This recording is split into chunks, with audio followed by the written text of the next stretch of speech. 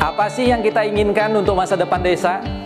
Warga desa yang sehat, pendidikan yang berkualitas, pendapatan yang meningkat dan merata, lingkungan desa yang tetap lestari, desa aman, nyaman, dan damai berkeadilan. adat dan budaya desa yang terlindungi. Semua itu adalah cita-cita kita bersama melalui SDGs Desa. bergandengan dengan seluruh warga sipil. Melangkah maju, mewujudkan cita-cita bersama. Desa-desa di Indonesia telah menapaki kemajuan. Gotong royong yang tetap terjaga. Fasilitas di desa semakin baik, pendidikan dasar mencukupi. Akan tetap kita tidak boleh lengah, sebab masih banyak tantangan yang menghadapi. pengangguran pemuda desa. Pengangguran pemuda desa harus diatasi. Penurunan kemiskinan desa harus lebih cepat lagi. Kebakaran hutan harus dihentikan. Kekerasan terhadap perempuan harus dihilangkan. Pekerjaan-pekerjaan yang belum usai ini Ini harus kita tuntaskan. Jadi, mari berdiri. Mari berdiri. Mari berdiri sebaris, berjajar bergandengan tangan, Melukis kuntul baris, Mewujudkan cita-cita kita bersama. dan pastikan Tidak ada satupun warga desa yang tertinggal di belakang. mari membangun Indonesia dimulai dari desa. 18 tujuan untuk mewujudkan desa yang lebih baik.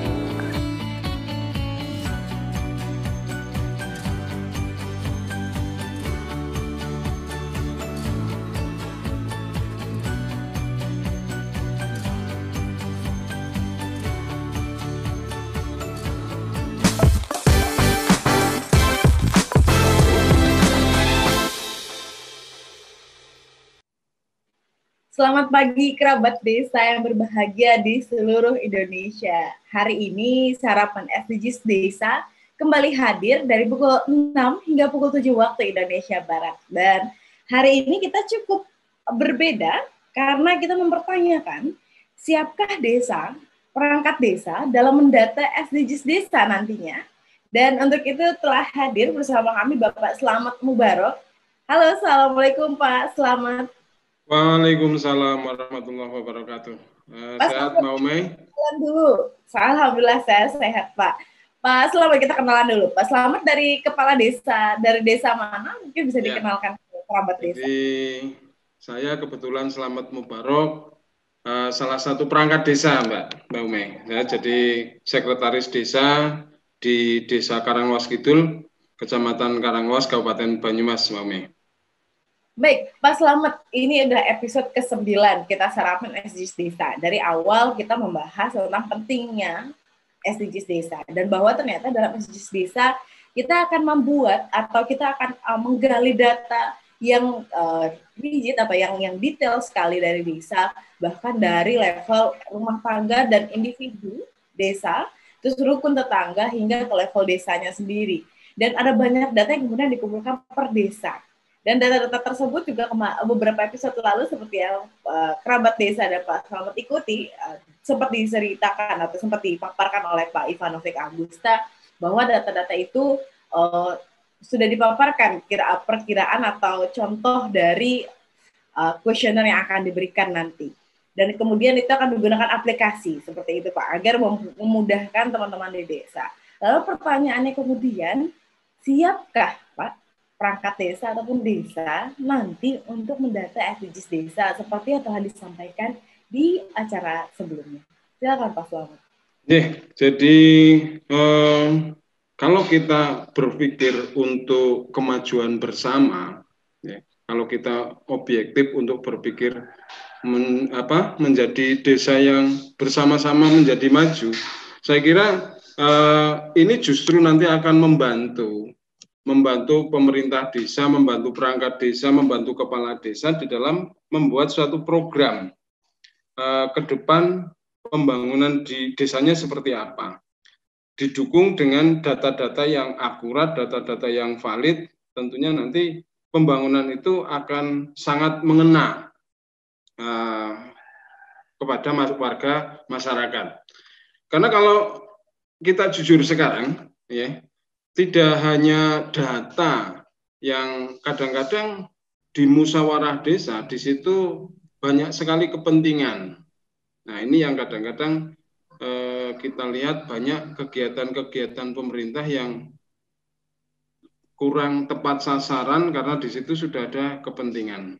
Nah, mudah-mudahan dengan adanya data, aplikasi data yang disiapkan oleh Kemendes ini akan membantu pemerintah desa, membantu kepala desa, dan membantu semua pegiat desa untuk menentukan arah pembangunan ke depan. Jadi saya kira tidak ada alasan untuk tidak bisa membantu. Saya kira untuk kesiapan perangkat desa, kami siap untuk mensukseskan program ini, Mbak Umay.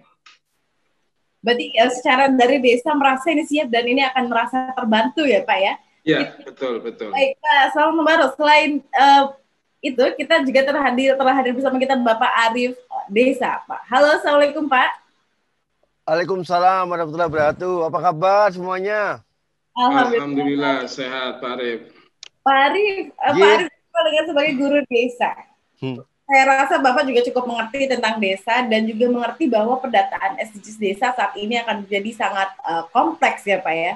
Karena ada 4 level question atau 4 level data yang ingin kita gali dari satu desa dari seluruh desa di Indonesia.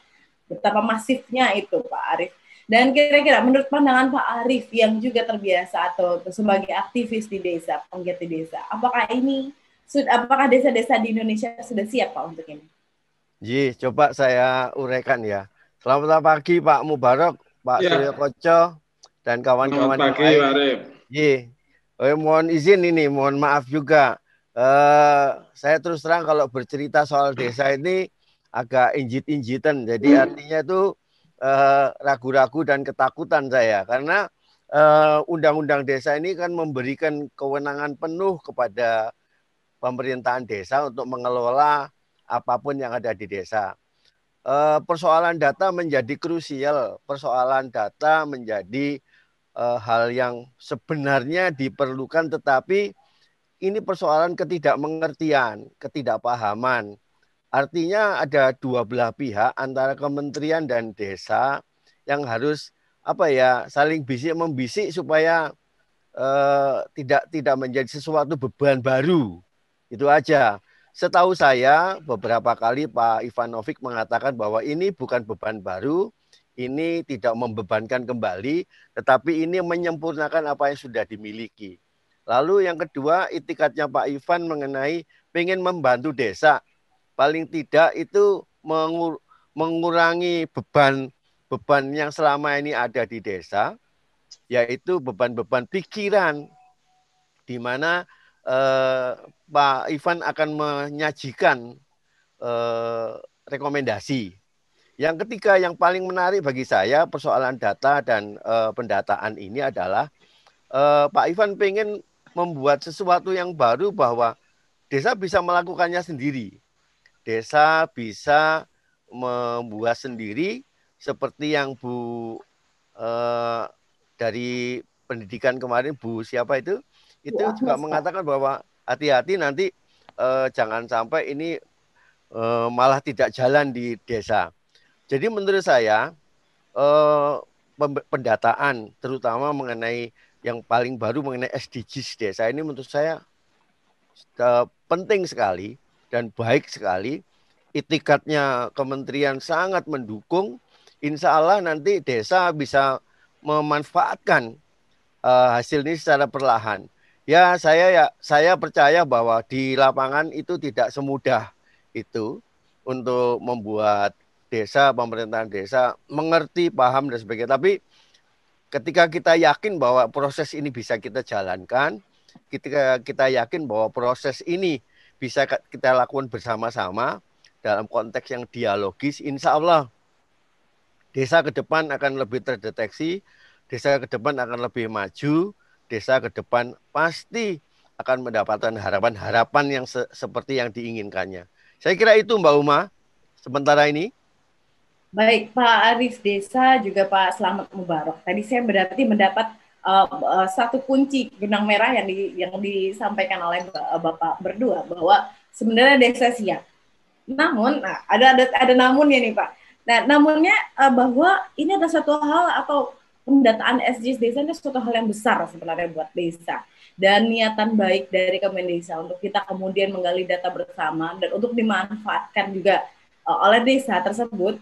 Dan hal-hal ini perlu konteks dialogis. Nah, konteks dialogis seperti apa Pak? Kira-kira yang memungkinkan agar hal ini segera dapat dikerjakan atau dilakukan kita bersama di desa, Pak Arief? Ya, jadi yang pertama keberterimaan bahwa SDGs desa ini dapat diterima dengan baik di desa. Yang kedua, di kementerian sendiri juga harus rela bahwa nantinya desa itu kan jadi pinter, desa itu kan menjadi hebat, bahwa desa-desa hebat dan desa-desa pinter ini nantinya juga akan tidak lagi bertanya bisa atau tidak boleh atau dan sebagainya, tetapi dia akan mengatakan bahwa kalau begini bagaimana Pak? Kalau yang harus kita lakukan seperti ini, maka akibatnya kan begini Pak. Jadi kita juga harus siap. Jadi ini salah satu bentuk daripada demokratisasi tentang pendataan. Artinya bahwa keputusan akhirnya benar-benar diberikan kepada desa dan tidak ada lagi syak wasangka bahwa kenapa tiap tahun desa itu didikte ya. Saya kira enggak. Ini soal bagaimana agar desa tetap mempunyai rasa percaya diri. Yang kedua dapat mempertanggungjawabkan apa yang dibelanjakan. Saya kira itu Mbak Huma. Saya sangat menyambut baik sekali. Mudah-mudahan nanti Pak Slamet kita bisa bersama belajar bersama. Ini sesuatu yang baru kok. Siap. Baik, Pak, ini seru sekali nih. Kita ke Pak Suryo Koco. Pak Suryo Koco, mungkin dengar tadi Pak Slamet, Pak Arief Desa juga kita bicara tentang siapkah desa atau perangkat desa untuk mendukung pendataan SDGs desa. Siap, namun ada namun di balik itu yang bukannya pesimis, tapi ada beberapa catatan yang harus dilakukan atau harus dipenuhi terlebih dahulu agar ini dapat berjalan smooth, berjalan lancar. Pak Suryo Koco, pandangan Bapak? Terima kasih. Utamanya sebenarnya lebih pada niatan, artinya niatan atau pandangan teman-teman perangkat desa terhadap program ini. Jadi kalau saya melihatnya ini ada SDGs desa yang diluncurkan oleh Gus Menteri, kemudian dibangunlah satu sistem informasi desa. Nah, sistem informasi desa ini luar biasa karena semangatnya adalah berbasis digital. Jadi diharapkan ke depan pengambilan keputusan tidak berdasarkan kepada pertarungan kepentingan, tetapi adalah pertarungan data. Jadi artinya datanya kayak gini, ini akan menjadi lebih bagus. Dan kalau menurut saya selama teman-teman perangkat desa itu punya niat untuk mendukung, maka tidak ada kesulitan sama sekali menurut saya. Karena pengalaman yang pernah saya lakukan dalam satu organisasi yang pernah saya bikin, ketika kita menyiapkan aplikasi yang itu friendly user, artinya mudah dipakai, maka saya boleh cerita, saya pernah punya satu organisasi untuk mendata keanggotaan di satu kabupaten tertentu. Itu waktu itu ketua organisasi di kabupaten itu membedakan antara wartel sama warnet aja nggak tahu. Artinya dia nggak tahu bedanya wartel sama warnet. Jadi pada saat saya guidance untuk ke warnet, dia datangnya ke wartel. Ini kan kebayang bagaimana pemahaman dia tentang teknologi informasi kan gitu. Tapi begitu dia di wartel, kemudian saya komunikasi sama operator, saya sampaikan, Mas tolong dibantu Bapak ini untuk ke warnet terdekat. Kemudian diarahkan ke warnet, pada saat sampai di warnet, kemudian saya komunikasi dengan operator. Mas dibantu Bapak ini untuk membuka website ini. Kemudian diajari cara ngisinya karena di situ sudah ada form dan seterusnya.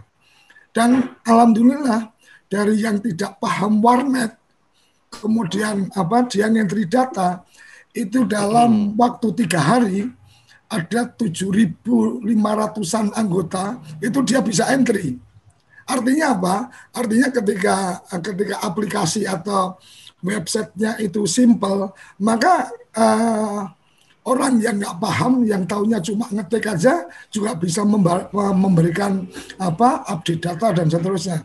Nah, level perangkat desa pasti levelnya lebih dari organisasi yang saya punya waktu itu. Jadi saya yakin nggak ada isu untuk itu. Tinggal memang harapannya adalah bagaimana sistem informasi desa yang dibuat itu memang benar-benar user friendly, jadi mudah dipakai. Kemudian yang kedua seperti yang tadi kemarin sempat disampaikan, memberikan manfaat ke desa. Jadi analitik data robotik yang ada di situ itu memang benar-benar teman-teman di desa bisa mendapatkan manfaat secara langsung, sehingga itu bisa jadi rujukan ketika mengadakan musyawarah desa. Jadi saya pikir kalau kita mencoba mempertanyakan siapkah desa, perangkat desa, saya pikir harus siap dan pasti siap. Hanya masalahnya kan ada yang punya kemampuan tapi tidak punya kemauan kan gitu. Dia mampu tapi malas dan seterusnya, itu sudah nggak ada obatnya. Saya pikir itu yang bisa aku tambahkan. Mungkin Mas Slamet bisa menambahkan, karena memang kadang-kadang kan urusannya kan bukan hanya mampu tapi kan juga mau kan gitu. Kira-kira itu. Ya Pak, ini menarik sekali bahwa kalau yang diceritakan oleh Pak Koco diilustrasikan bahwa warnet dan wartel saja pada saat itu ada yang teman-teman di desa yang justru belum bisa membedakan itu. Berarti kan menggambarkan tingkat kemelekan terhadap teknologi informasi yang itu 2006 loh, Meh. Itu 2006, oke. 2006. Kita tarik ke 2021, mungkin kita bicara tentang handphone, Pak. Mungkin bisa WhatsApp tapi belum mengerti tentang aplikasi lain. Yeah. Seperti itu. Semua orang punya handphone, semua orang punya smartphone, semua orang bisa jadi punya laptop, tapi belum tentu bisa mengoperasikannya. Nah, apakah nanti dengan aplikasi yang baru ini tingkat kemelekan teknologi informasi ini sudah cukup untuk di seluruh desa di Indonesia? Kalau Pak Mubarak di desanya, apakah ini kalau misalnya kita bicara tentang siap dari sisi teknologi informasi atau kemelekan IT ini? Apakah di desa siapa? Jadi begini Mbak Ume, saya kira terkait dengan masalah teknologi informasi, sekarang di desa juga sudah kita harus menggunakan sebuah sistem. Ini cerita tentang sebuah sistem yang lain. Ada Siskudes, sistem keuangan desa, dan saya kira hampir semua desa sekarang sudah menggunakan itu. Dan memang itu cukup rumit. Kalau untuk Siskudes cukup rumit. Yang cukup rumit saja bisa dilaksanakan. Apalagi tadi disampaikan oleh Pak Suryo terkait dengan Kementerian Desa harus mempersiapkan software yang cukup friendly. Terus mungkin ada tahapan lagi, yaitu sosialisasi dan pelatihan untuk menghindari seperti apa yang kemarin disampaikan oleh Ibu siapa kemarin ya, yang episode kemarin. Terus ada sosialisasi dan pelatihan untuk menumbuhkan, yaitu tadi keinginan untuk menyadarkan teman-teman di desa, perangkat desa, bahwa itu sebuah hal yang sangat penting. Dan itu justru nanti akan endingnya adalah membantu pemerintah desa, perangkat desa, kepala desa, dan semua pegiat desa. Terus yang selanjutnya adalah yang tidak kalah penting adalah evaluasi dan monitoring. Nah, mungkin dari Kemendes bisa menggunakan link dari pendamping desa untuk melaksanakan evaluasi dan monitoring. Saya kira saya sangat optimis dari Banyumas, insya Allah optimis untuk melaksanakan sebuah program yang sangat bagus dari Kemendes ini, Mbak Umay. Baik, telah hadir juga Pak, bersama kita ada Pak Iwan dari Bogor, Kabupaten Bogor. Pak Iwan, boleh kenalkan diri sedikit? Dari desa mana Pak Iwan? Yap, baik. Assalamualaikum warahmatullahi wabarakatuh. Waalaikumsalam. Pak Iwan dari desa mana? Saya Iwan Bambang Setiawan. Sebelumnya mohon maaf, izin pada seluruh para sesepuh, kerabat di desa dimanapun berada. Saya dari Kabupaten Bogor, dari Desa Cijayanti, Kecamatan Babakan Madang. Salah satu perangkat desa yang mempunyai amanat jabatan, yakni KAUR Perencanaan. Berkaitan dengan SDGs desa, apalagi tentang pendataan, ini sangat menarik karena mau bagaimanapun berkaitan dengan entry data dan pemutahiran data, itu hal yang sangat prioritas, sangat penting. Apalagi suatu saat nanti pendayagunaan data ini bisa dimaksimalkan untuk proses perencanaan pembangunan di desa, baik untuk perencanaan RPJMD maupun RKPD itu sendiri. Karena di desa sendiri itu sudah sangat jelas, kita selalu melakukan updating data melalui aplikasi Perdesol, profil desa dan kelurahan berdasarkan Permendagri nomor 12 tahun 2007, di mana terdiri dari beberapa begitu banyak lah kuesioner berkaitan dengan pendataan itu sendiri. Nah, makanya ketika SDGs ini hadir, ini sangat luar biasa, Bu Mai dan Pak D. Surya Koco, apalagi ini ada sesepuh-sesepuh perangkat desa, Pak Slamet, ini kan yang selalu berjuang demi mewujudkan pembangunan desa yang berkelanjutan. Tinggal mungkin kembali ke teman-teman perangkat desa dan istilahnya mungkin pola pikir, jangan sampai tetap berada di zona nyaman. Ini udah saatnya, sudah waktunya di era digitalisasi saat ini, kita yuk mari berkembang bersama, istilahnya mendukung program-program pemerintahan pusat selayaknya. Bukan berarti kita harus manut terus, dalam artian kita tidak menghilangkan kewenangan vokal kepala desa, tapi lihat dan cermati bersama sesuatu yang memang punya nilai positif yang sangat luar biasa. Terlepas dari apapun itu, segala sesuatunya bisa dikomunikasikan dengan baik. Mungkin saya rasa cukup itu dulu, Bu Mai. Selebihnya mungkin di sini banyak para sesepuh, ada Pak Haji Nurojuki juga tuh dari Lamongan, beliau sangat luar biasa, selalu mengedukasi teman-teman perangkat desa yang tak pernah henti. Begitu Pak, Bu Mai. Sebelum diselesaikan, saya pertanyaan kita mengacu pada tema, siapkah desa, siapkah perangkat desa? Lalu Pak Iwan bisa menjawab apa? Saya sangat siap, karena pendataan ini sangat istilahnya penting bagi perangkat desa, apalagi di era digitalisasi sekarang ini, peran aktif perangkat desa berkaitan dengan pendataan di desa ini sangat istilahnya diprioritaskan. Apalagi di era pandemi, ini kita bisa mengetahui jumlah benar-benar ARTM ataupun apapun itu. Berarti kalau misalnya saya tangkap dari Pak Iwan bahwa sebenarnya desa siap karena sudah terbiasa dengan berbagai aplikasi penginputan data ya Pak. Betul. Lalu saya juga menggarisbawahi ada beberapa yang sama dari Pak Koco, Pak Iwan, juga Pak Arif Desa, serta Pak Slamet yang sebelumnya berbicara bahwa sebenarnya dalam hal ini yang paling penting adalah keberterimaan atau pola pikir atau bagaimana mindset desa menerima program ini. Apakah mindset ini kemudian dianggap sebagai sebuah perintah yang harus dijalankan tanpa memahami bahwa ini adalah juga untuk desa, dari desa untuk desa, sehingga mereka hanya menjalankan ini sebagai sebuah menjalankan sebagai perintah. Namun ternyata di balik itu harusnya desa lebih memahami bahwa ini adalah sebuah gagasan bersama yang sebenarnya kita lakukan bersama untuk desa juga seperti itu. Nah, berarti di situ harus ada peran dari Kemendesa atau pemerintah sendiri untuk memberikan pemahaman ini, bukan begitu, Bapak Pak Iwan, Pak Slamet? Betul. Apalagi dari dukung SDM. Jadi pendampingan SDM, peningkatan SDM ini melalui Kementerian Desa, kami berharap terkait pendataan ini kan memerlukan anggaran. Jadi paling tidak APBN melalui dana desa memang sih diperbolehkan di pembangunan sistem informasi desa.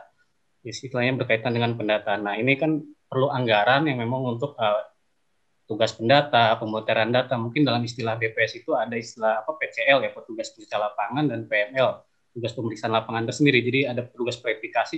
Jadi proses pendataannya ini harus memang didukung dengan anggaran yang memang jangan sampai membebankan terlebih ke pemerintah desa itu sendiri. Gitu Bu Mai. Baik, terima kasih Pak Iwan. telah hadir bersama kita Pak Prof. Yoyon Suryono. Juga Assalamualaikum Prof. Juga telah hadir bersama kita Bapak Ivanovic. Waalaikumsalam warahmatullahi wabarakatuh. Juga telah hadir bersama kita Pak Ivanovic. Waalaikumsalam Prof. Pak Ivan, Assalamualaikum.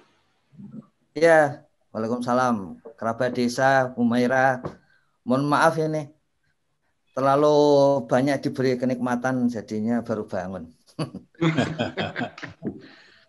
Prof. Yoyon, Pak Ivanovic, izin kami tadi sudah sempat berdiskusi Pak, cukup seru bersama Pak Slamet dan beberapa perangkat desa lainnya. Saya mempertanyakan sesuai dengan judul kita hari ini, siapkah perangkat desa untuk mendukung penataan SDGs desa? Kalau dari desa-desa di Jawa, Pak Slamet wakil dari desa di Jawa, Pak Iwan juga wakil dari desa di Jawa. Beliau menyatakan bahwa tentu siap sekali untuk keluar dari zona nyaman dan siap sekali karena mereka sudah memahami atau pola pikirnya sudah sejalan dengan maksud dari SDGs desa pendataan ini sehingga tidak merasa, dan ini merasa justru sangat terbantu. Prof. Yoyon dan Pak Ivanovic, ini saya ke Prof. Yoyon mungkin terlebih dahulu. Apakah untuk desa-desa lain, Prof? Karena kita bicara desa seluruh Indonesia ada 74.953 saat ini dari berbagai latar belakang. Ya, Prof. Kalau misalnya kita sebutlah desa-desa di Jawa, mungkin latar belakangnya dapat kita ketahui sudah lebih maju daripada desa-desa dari bagian Indonesia lain. Apakah kalau kita pertanyakan siapkah desa atau perangkat desa di Indonesia? Ya, ada dua informasi yang saya peroleh tadi dari bapak-bapak perangkat desa dan kunjungan saya ke beberapa desa, terutama di Jawa.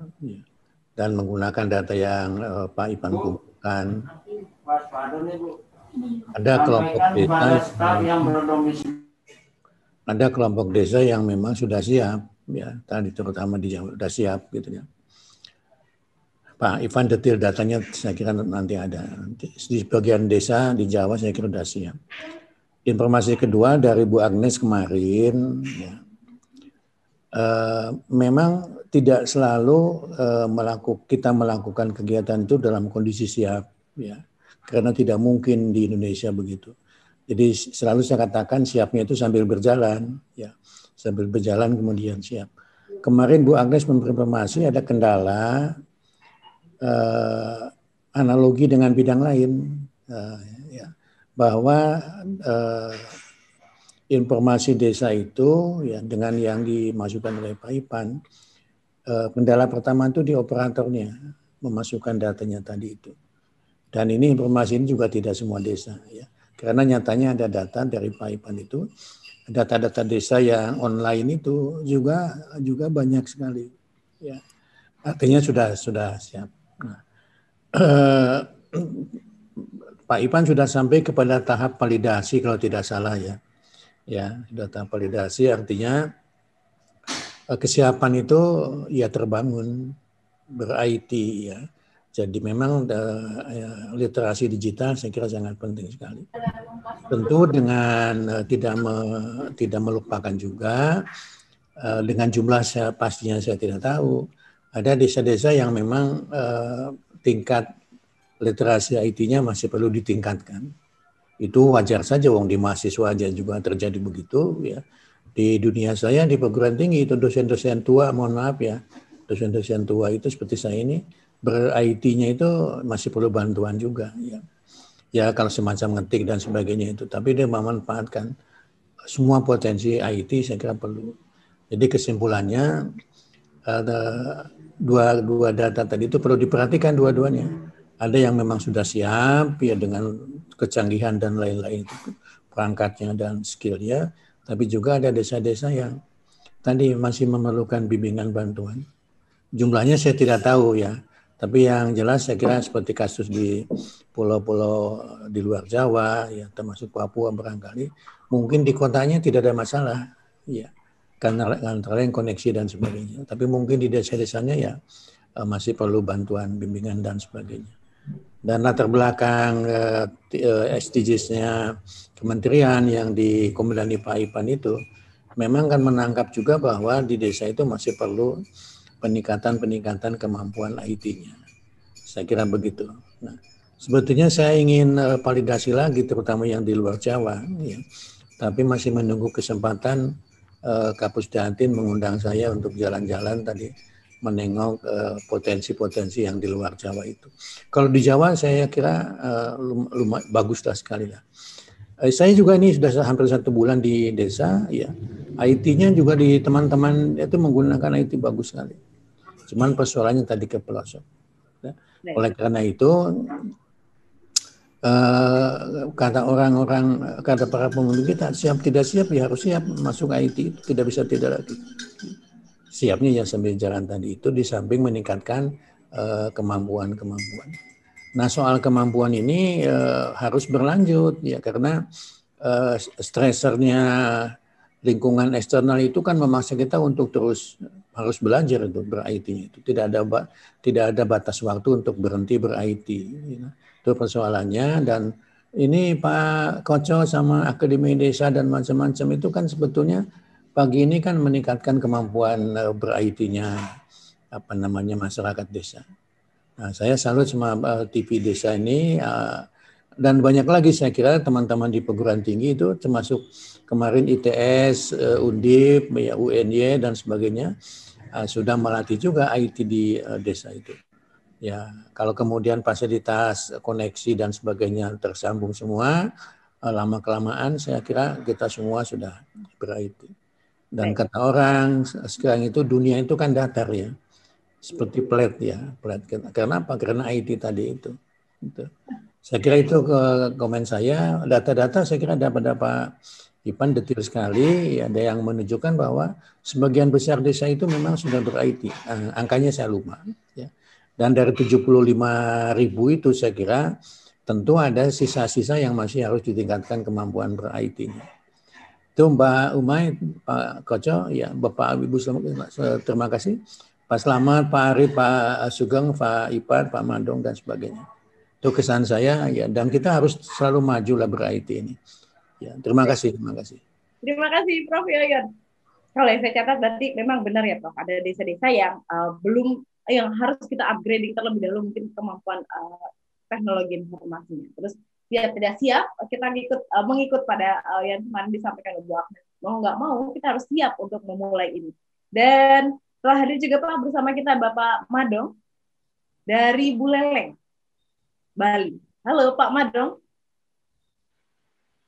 Apakah Pak Madong masih bersama kita? Masih Mbak, masih monitor. Halo.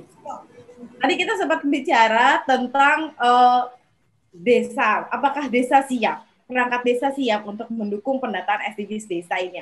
Yang seperti kita tahu level datanya cukup besar sekali kita akan ambil di desa. Nah, Pak Mado, mungkin singkat di Bali. Tadi kita bicara dari desa-desa yang sudah ada. Ya. Bagaimana dengan di Bali? Apakah kira-kira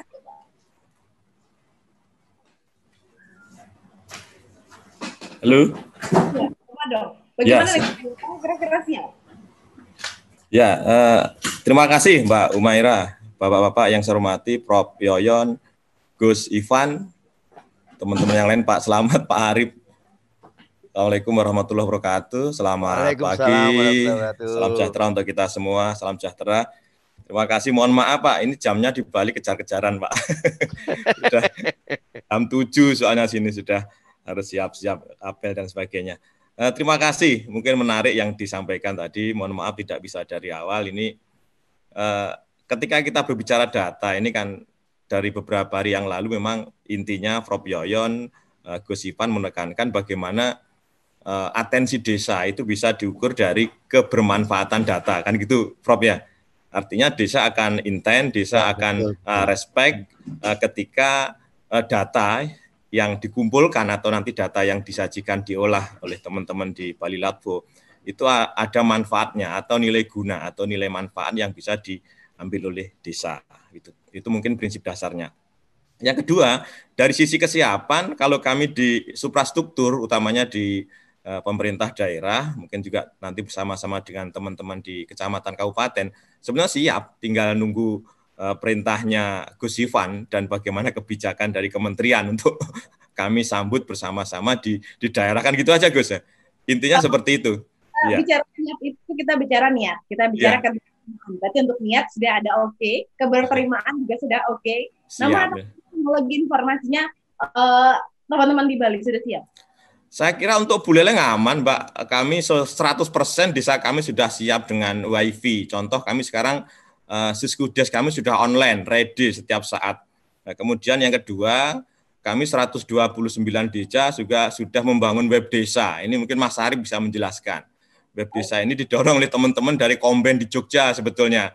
Sebelum teman-teman dari kementerian Mas Ivan bergerak, kami semua desa sudah membangun yang namanya web desa. Nanti tinggal gandeng aja Mas dengan SID, dicandelkan di sana. Dan namanya juga ya web desa kami namanya juga SID, Sistem Informasi Desa. Walaupun sifatnya sementara itu hanya untuk publikasi, belum dalam konteks olah data, basisnya seperti itu. Nah, kemudian jaringan, ya. Pak Mando, berarti secara sistem atau infrastruktur jaringan sudah oke dibuka? Oke, enggak ada masalah. Hanya ada beberapa tingkat atas keterbukaan atau kita sebutlah kita melek dengan teknologi informasi sudah cukup tinggi ya Pak di Kabupaten Buleleng. Siap. Kami hanya beberapa desa yang blank spot dan ini sudah didukung oleh teman-teman Kominfo Sandi untuk menyediakan kalau tidak bisa dengan WiFi seluler dipasang radio. Kami sudah tuntas untuk WiFi siap dan Provinsi Bali punya program Smart Village Island. Jadi masing-masing balai banjar di Bali atau balai desa itu sudah dipasangi WiFi gratis oleh pemerintah provinsi. Jadi kalau Bapak Ibu teman-teman datang ke Bali, kemudian lihat anak-anak kumpul di balai masyarakat, di balai banjar, bawa HP, itu nyari WiFi gratis. Sebetulnya seperti itu untuk di Bali. Jaringan tidak ada masalah di Bali. Infrastruktur pendukungnya untuk ini saya kira tidak ada masalah. Bukti kami sudah. Bapak Ibu kerabat desa, kita akan kembali setelah jeda berikut ini. Kita akan mendengarkan respon atau paparan dari Bapak Ivanovic Agusta. Kita akan mengulang kembali apa yang sudah kita diskusikan sebelumnya dan kemudian akan kita serahkan ke Bapak Ivanovic Agusta setelah jeda berikut ini. Baik, kerabat desa yang berbahagia di seluruh Indonesia, masih di sarapan SDGs Desa dan hari ini kita cukup seru karena kita menghadirkan beberapa teman atau kerabat kita dari desa dan saat ini kita akan ke Pak Ivanovic Agusta. Assalamualaikum Pak Ivan. Assalamualaikum Pak Ivan. Waalaikumsalam, terima kasih Mbak Umairah, kerabat desa, Mas Madong, Pak Iwan, ya, Gus Prof Yoyon Suryono Tejo, Pak Arif dan sebagainya.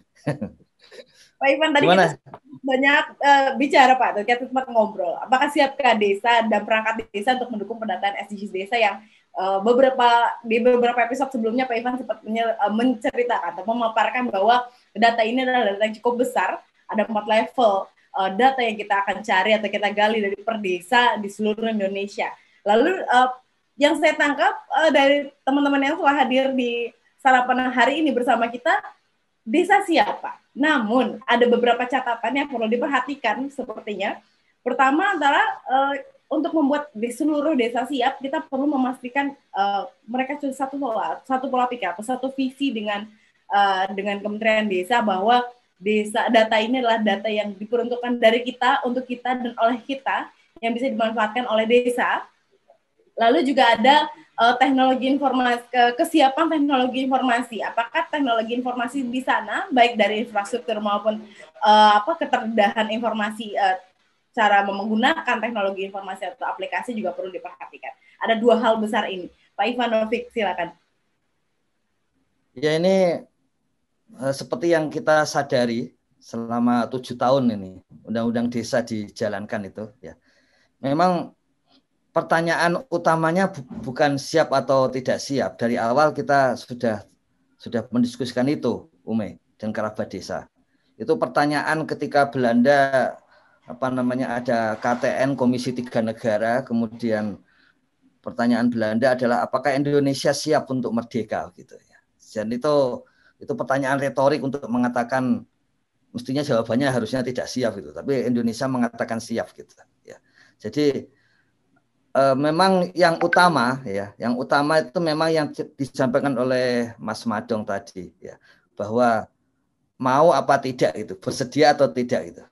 Tadi Ume mengatakan bahwa dari yang bicara pada pagi hari ini ya, ini terima kasih ini bersedia untuk datang ke sarapan SDGs Desa, itu memang menyatakan bersedia gitu ya.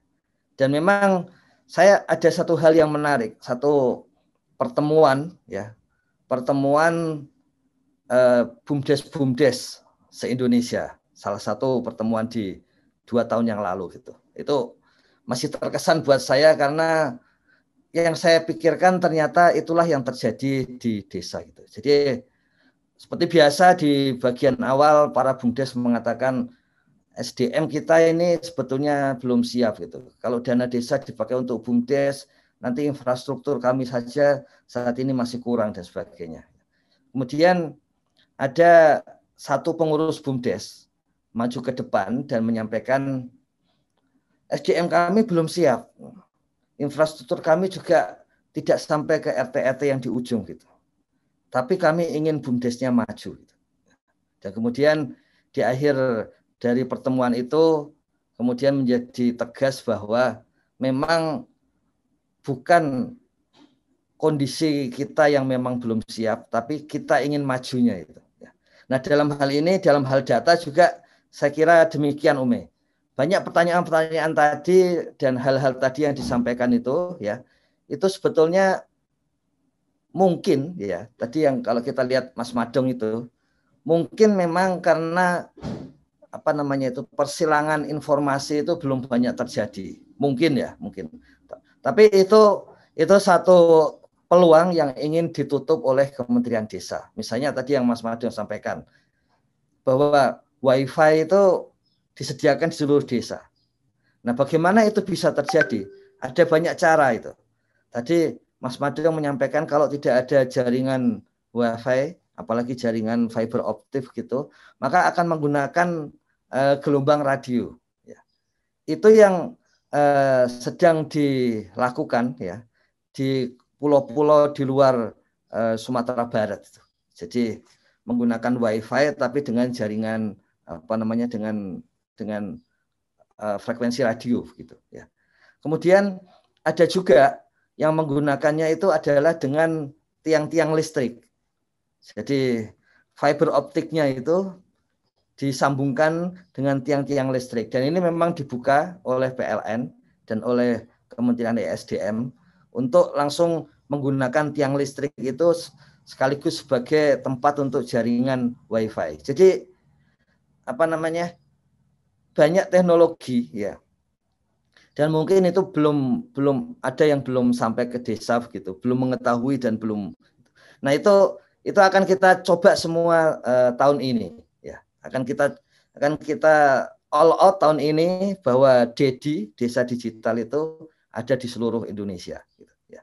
Kemudian kalau sampai pada saat pengambilan data itu memang belum ada internet, ya, maka aplikasinya memang harus bisa offline.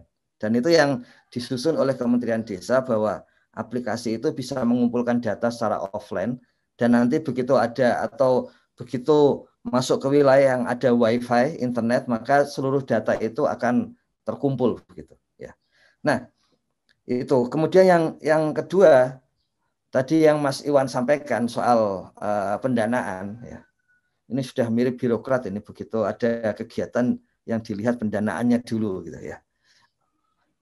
Lazimnya para aktivis pegiat desa akan melihat yang penting jalan dulu, pendanaan belakangan. Oh, ya. Kalau birokrat akan mengatakan kami nggak gerak karena pendanaan. Tapi intinya itu masuk akal. Ya, itu masuk akal.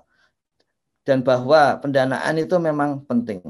Dari awal sudah kita cek juga APBDes desa-desa di Indonesia itu pada tahun lalu 2019 ya. Itu 36.000 desa yang menganggarkan untuk pendataan ya. Dengan rata-rata desa itu 25 juta di 36.000 itu ya. Tentu saja berarti artinya memang masih perlu ada aspek motivasi ya untuk memastikan bahwa sisanya dari yang 36.000 itu menganggarkan untuk pendataan desa. Tapi kami pastikan ini Pak Iwan bahwa ini akan menggunakan dana desa ya. Jadi bukan terutama bantuan dari pihak luar, tapi ini menggunakan dana desa. Ya. Dan tadi disampaikan oleh Umay dan kerabat desa yang lain bahwa apakah ini akan membebani desa? Ya. Membebani dan tidak itu kalau usul kami, kita mencek manfaatnya kepada warga desa. Ya. Dan memang jawaban yang paling jitu, ya, jawaban yang paling jitu itu ya baru akan muncul nanti di bulan Agustus. Ya. Yaitu setelah datanya ada, rekomendasi ada, sudah mulai menyusun RKPDes gitu. Nah, itu akan muncul di sana. Malam ini misalnya, setelah kita bicara di sarapan SDGs desa ini Dirjen Adminduk malam ini bersama Dirjen Bina Pemerintahan Desa akan berkumpul bersama Menteri Desa malam ini di Kementerian Desa gitu untuk menjalankan program mulai tahun ini sesuai dengan yang disampaikan Pak Tito itu. Dan tadi malam saya melihat sendiri Pak Gus Menteri WA-WA-an dengan Pak Tito dan Bu Sri Mulyani begitu, bahwa kita tahun ini sudah bersama-sama sampai pada level di bawah, karena yang sebelumnya di level atas begitu, kemudian di bawah seperti biasa ada kepentingan di antara kita begitu, tapi sekarang sudah tidak lagi.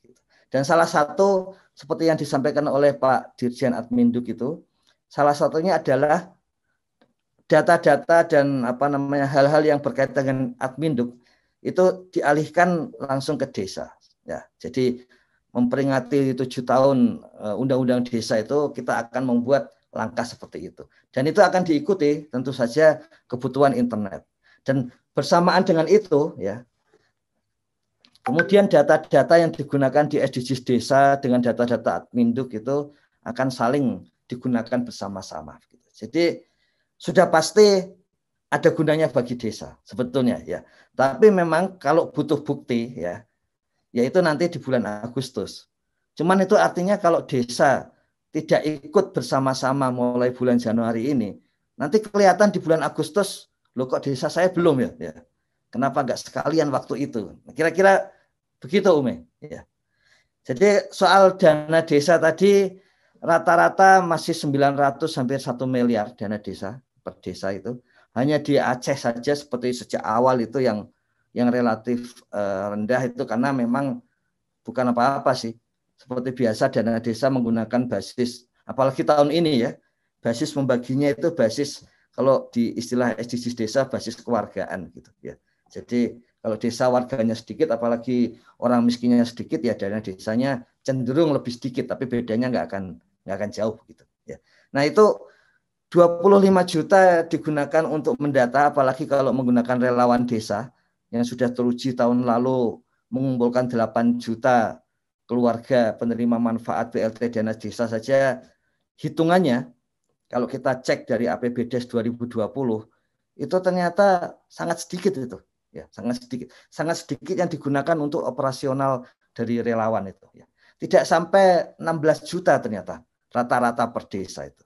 Dibandingkan dengan minimal itu ada 800 juta dana desa di desa. Jadi dari 800 juta kalau 10%-nya 80 ya kan. Kalau 1%-nya 8 juta ini berarti kira-kira 2% dari dana desa akan digunakan. Kira-kira anunya seperti itu Ume dan para kerabat desa ya. Baik Pak Ivan, kemudian memunculkan 2 pertanyaan ini Pak Ivan. Program, apakah kalau kita bicara tentang kesiapan, berarti kita mempersiapkan aplikasinya, hardware-nya, kita juga mempersiapkan sumber daya manusianya, juga dari sumber daya manusia kita mempersiapkan apakah mereka sudah siap dengan aplikasi atau dengan teknologi informasi yang terbaru, juga apakah mereka juga sudah satu visi atau satu pikiran dengan Kementerian Desa. Apakah ada program tertentu untuk ini? Pertanyaan pertama. Lalu pertanyaan kedua adalah terkait pendataan, apakah aplikasinya atau format dari aplikasi ini dapat diberikan kepada desa agar bisa menjadi acuan oleh desa. Silakan Pak. Iya, memang sampai hari ini ya itu banyak sekali yang menanyakan tentang aplikasi ini ya. Jadi dan pendataannya, saya kira itu saja menunjukkan minat ya, meskipun kalau kita total dengan seluruh desa di Indonesia Dan apalagi dengan perangkat desanya nggak sampai 75.000 gitu. Tapi di web sid.kemendesa.go.id ini ya, ini di bagian kanan atas itu sebentar lagi akan muncul untuk mendownload aplikasi dan petunjuk teknis sesuai dengan Surat Edaran Menteri Desa nomor 17 tahun 2020. Jadi petunjuk teknis plus aplikasi ada di sana. Kemudian kalau ada yang perlu ditanyakan di situ tinggal diklik di Sapa Desa ya. Ada nomor handphone untuk seluruh kabupaten di Indonesia supaya lebih cepat ditangani ya. Dan dari aspek ini sebetulnya memang salah satu tren pertanyaan 2 minggu terakhir itu adalah tentang sistem informasi desa. Dan tadi Pak Madong juga sudah menyampaikan bahwa di Bali namanya pun sistem informasi desa. Ya. Jadi buat kami itu kan kita bisa melihat 2 aspek ya. Aspek kalau yang negatif akan mengatakan, wah nanti apa tidak malah membingungkan ini ada SID pusat, SID provinsi. Enggak, itu justru dari aspek yang positif. Ya kalau sudah sama-sama SID menggabungkannya menjadi mudah gitu. Ya. Jadi tadi yang disampaikan bahwa sudah ada informasi, terutama informasi ya webnya itu, ya tidak masalah karena sistem informasi desa kita akan mengelola tidak hanya aspek dari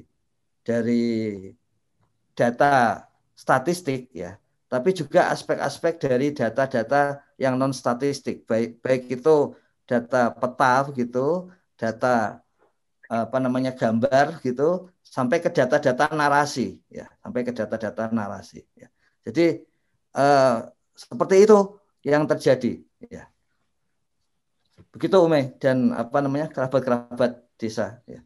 Baik Pak Ivan, ini cukup banyak tanggapan ternyata di YouTube TV Desa.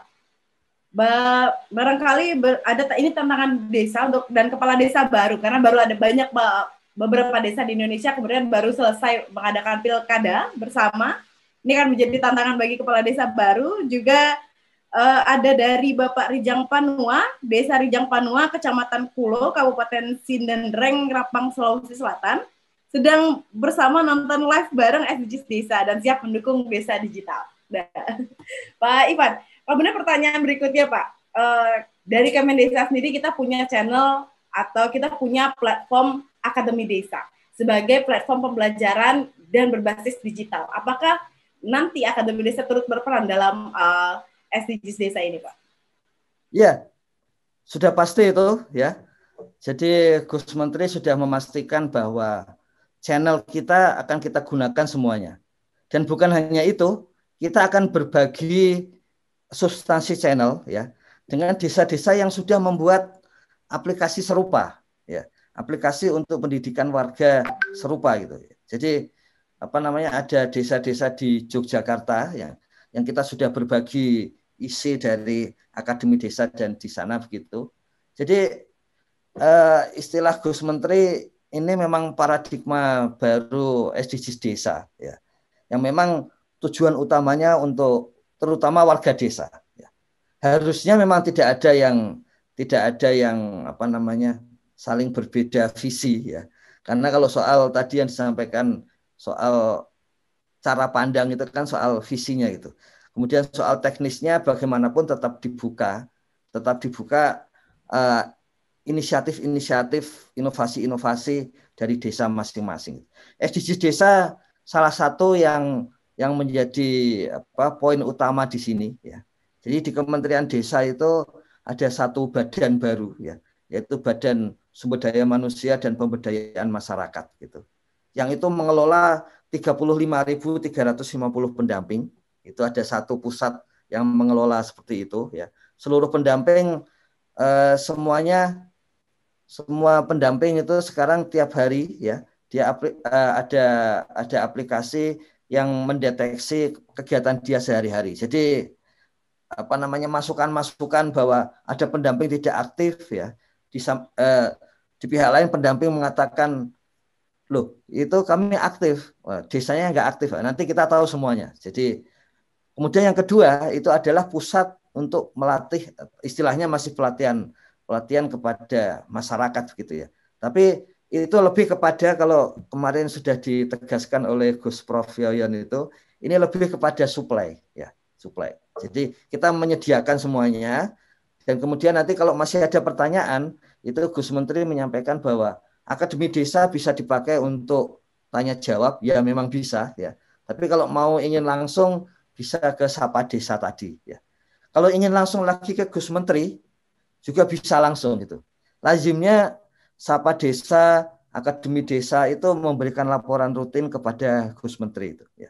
Dan tahun ini sudah pasti itu salah satu kesibukan yang sudah terjadwal di Gus Menteri itu ya menjawab berbagai pertanyaan dari perangkat desa, dari warga desa langsung itu. Sekaligus kami sampaikan ini Mbak Ume dan kerabat desa, selamat kepada kepala desa yang baru ya, dan sudah ada komitmen bersama Menteri Tito dengan Gus Menteri bahwa kita akan meningkatkan kapasitas kepala desa itu bersama-sama ya. Bahkan salah satu peningkatan itu adalah yang sedang dirancang dalam beberapa minggu ke depan antara Gus Menteri dengan Mas Menteri, ini Menteri Pendidikan ini, antara Gus Menteri dan Mas Menteri, itu adalah kepala desa itu bisa menjabat sampai 18 tahun. Dan kalau kepala desa, karena 3 kali masa jabatan kan. Nah, kalau kepala desa itu bagus, inovatif, punya wawasan luas, informasi yang luas, maka yang untung juga tetap warga desa. Ya.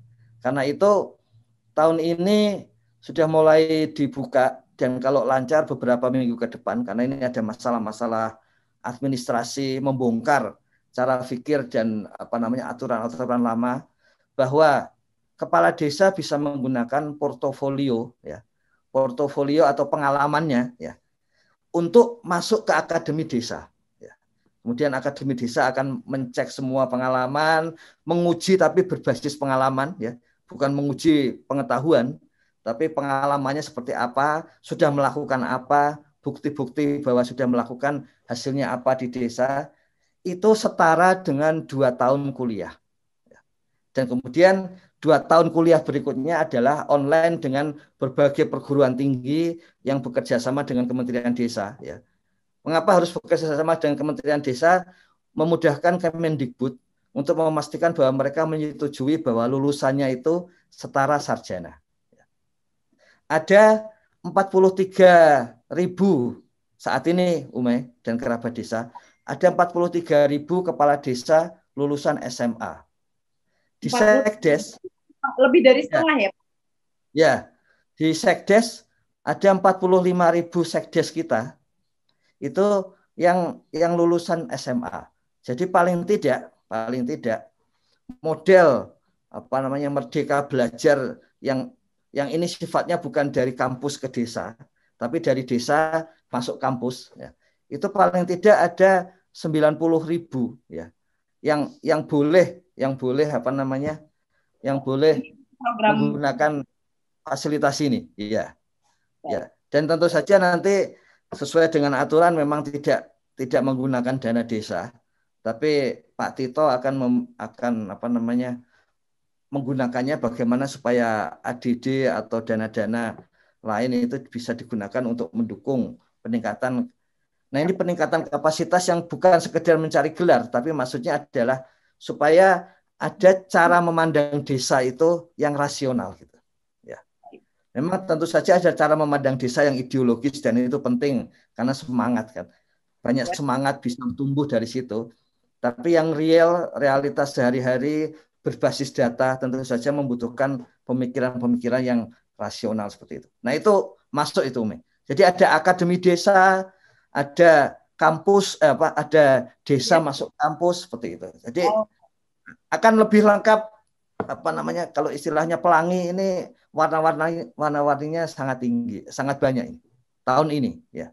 Baik, terima kasih Pak Ivanovic dan seluruh kerabat desa yang berbahagia di seluruh Indonesia. Tidak terasa sudah menunjukkan pukul 7 waktu Indonesia Barat, dan saatnya kita undur diri terlebih dahulu dari sarapan SDGs Desa. Dan untuk yang telah hadir di Zoom meeting, jangan kemana-mana karena 30 menit ke depan kita akan diskusi sedikit untuk besok kita akan sarapan dengan menu apa. Baik, terima kasih sahabat desa, kerabat desa di seluruh Indonesia. Saya Humaira dan tim tim dari TV Desa, kami mengundurkan diri terlebih dahulu. Sampai jumpa esok hari di pukul 6 hingga pukul 7 waktu Indonesia Barat. Tetap di sarapan SDGs Desa. Apa sih yang kita inginkan untuk masa depan desa? Warga desa yang sehat, pendidikan yang berkualitas, pendapatan yang meningkat dan merata, lingkungan desa yang tetap lestari, desa aman, nyaman, dan damai berkeadilan. Adat dan budaya desa yang terlindungi. Semua itu adalah cita-cita kita bersama melalui SDGs Desa. Melangkah maju, mewujudkan cita-cita bersama. Desa-desa di Indonesia telah menapaki kemajuan. Gotong royong yang tetap terjaga. Fasilitas di desa semakin baik, pendidikan dasar akan tetap kita tidak boleh lengah. Sebab masih banyak tantangan yang menghadapi. Pengangguran pemuda desa harus diatasi. Penurunan kemiskinan desa harus lebih cepat lagi. Kebakaran hutan harus dihentikan. Kekerasan terhadap perempuan harus dihilangkan. Pekerjaan-pekerjaan yang belum usai ini harus kita tuntaskan. Jadi, mari berdiri. Mari berdiri. Mari berdiri sebaris. Berjajar bergandengan tangan. Melukis kuntul baris. Mewujudkan cita-cita kita bersama. Dan pastikan tidak ada satupun warga desa yang tertinggal di belakang. Mari membangun Indonesia dimulai dari desa. 18 tujuan untuk mewujudkan desa yang lebih baik.